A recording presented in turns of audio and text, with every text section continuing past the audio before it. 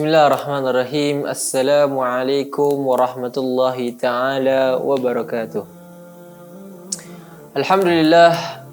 Alhamdulillahilladzi ja'ala likulli syai'in sababa wa anzala ala abdihi kitaban araba fihi min kulli syai'in hukmuhu wa naba. Wassalatu wassalam ala sayyidina wa maulana Muhammad asyrafil khalifati ajaman wa araba wa azkahum hasaban wa nasaba wa ala alihi wa ashabihi sadatin nujaba. Subhanaka la ilma lana illa ma 'allamtana innaka antal alimul hakim. Rabbi shrah li sadri wa yassir li amri wa hlul 'uqdatam min lisani yafqahu qawli bijahin nabi wa alihi amma ba'du. Segala puji bagi Allah Subhanahu wa taala yang telah menjadikan sifat tawaduk sebagai sifat paling bagusnya sifat, dan telah menjadikan sifat sombong seburuk-buruknya sifat. Salawat serta salam kita aturkan kepada Nabi yang ketika lahirnya cahayanya benderang di seluruh penjuru alam, Nabi Muhammad sallallahu alaihi wasallam. Di dalam wasiat pertama, Al-Imam Abdullah bin Alawi Al-Haddad juga mewasiatkan kepada kita agar bersifat tawaduk. Beliau berkata, "Usika bit-tawaduk fa innahu mahmudun fi kulli hal."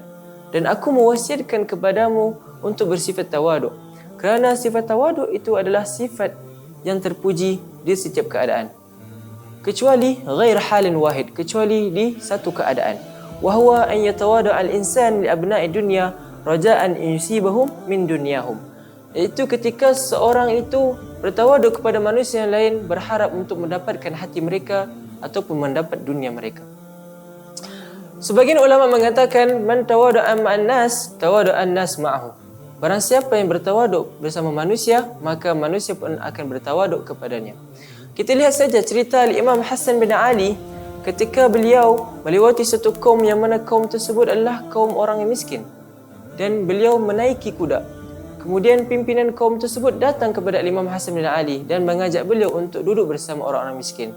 Kemudian saking tawaduknya Al-Imam Hasan bin Ali, beliau pun turun daripada kudanya dan duduk bersama orang-orang miskin seraya berkata, "Innallaha la yuhibbul mutakabbirin." Sesungguhnya Allah Subhanahu wa taala tidak menyukai orang-orang yang sombong. An-Nabi Muhammad sallallahu alaihi wasallam qaal, "At-tawadu' la yazidul 'abdu illa rif'atan, falyatawada'u rahimakumullah." Tawaduk itu tidaklah menambahkan sesuatu kecuali derajatnya tinggi di sisi Allah Subhanahu wa taala. Maka bertawaduklah wahai hamba-hamba yang dirahmati oleh Allah Subhanahu wa taala. Al-Imam Syafi'i rahimahullah taala telah memuji Al-Imam Ahmad bin Hanbal di salah satu syairnya. Kemudian beliau berkata, "Uhibbus salihin walastu minhum, la'alli an anala bihim syafa'ah." Aku mencintai orang-orang yang soleh, sedangkan aku bukan daripada mereka. Aku berharap dengan mencintai orang-orang yang soleh aku mendapatkan syafaat. Wa akrahu man tijaratuhul ma'asi wa in kunna sawiyan fil bida'ah. Dan aku membenci orang-orang yang terjerumus dalam maksiatan, walaupun kami sama maksiat kepada Allah Subhanahu wa taala setiap hari.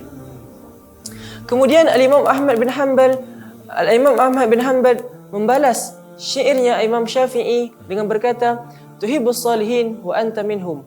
Engkau mencintai orang-orang yang saleh, sedangkan engkau sebahagian daripada mereka. "Wa minkum sawfa yalakkauna syafa'ah." Dan dari itu engkau akan memberikan syafaat kepada orang-orang. "Wa takruhu man tijaratuhul ma'asi." Dan engkau membenci orang-orang yang terjerumus dalam kemaksiatan. "Waqakallahu min syarril bida'ah." Allah Subhanahu wa taala telah menjagamu dari busuknya jeleknya maksiat tersebut. Dan Al-Imam Abdullah bin Alawi Al-Haddad juga mewasiatkan kepada kita agar tidak sombong kepada manusia. Beliau berkata, "Wa takabbur mazmumun fi kulli hal." Dan sifat sombong itu adalah sifat yang tercela di semua keadaan. Pernah diceritakan bahawa salah satu anak khalifah atau salah satu bangsawan datang kepada Al-Imam Malik bin Dinar, kemudian berkata, "Wahai Imam, tahukah engkau siapa aku?" Kemudian Al-Imam Malik bin Dinar berkata kepada orang bangsawan tersebut, "Na'am, a'rifuka ma'rifatal haqiqah." Aku mengetahuimu sebenar-benarnya pengetahuan. "Awwaluka nutfatan madhirah." Awalmu itu adalah mani yang sangat jijik. "Wa akhiruka jifah qadhirah." dan akhirmu itu adalah bangkai yang sangat busuk.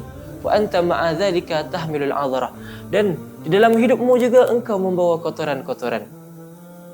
An-Nabi Muhammad sallallahu alaihi wasallam qala, kafa bil mar'i syarran an yahkira akhahul muslim. Cukuplah bagi seorang muslim, cukuplah bagi seorang manusia keburukan ketika mereka mencelai teman mereka sendiri. Sebagai balasan daripada orang-orang yang sombong terhadap hamba-Nya Allah, Allah Subhanahu wa taala berfirman, innal ladzina yastakbiruna an ibadati sayadkhuluna jahannama dakhirin. Sesungguhnya orang-orang yang sombong terhadap hamba-Ku, mereka tidak menyembahku, maka akan dimasukkan oleh Allah Subhanahu wa taala ke dalam neraka Jahannam dalam keadaan hina. Semoga kita diberikan oleh Allah Subhanahu wa taala, dijaga oleh Allah Subhanahu wa taala dari sifat-sifat sombong, dan diberikan oleh Allah sifat tawadu. Insya-Allah dalam wasiat kedua Al-Imam Abdullah bin Al-Haddad, kita akan melanjutkannya di episod selanjutnya. Hakadha minni wa billahi taufik wal hidayah wal ridha wal inayah. Wassalamu alaikum warahmatullahi taala wabarakatuh.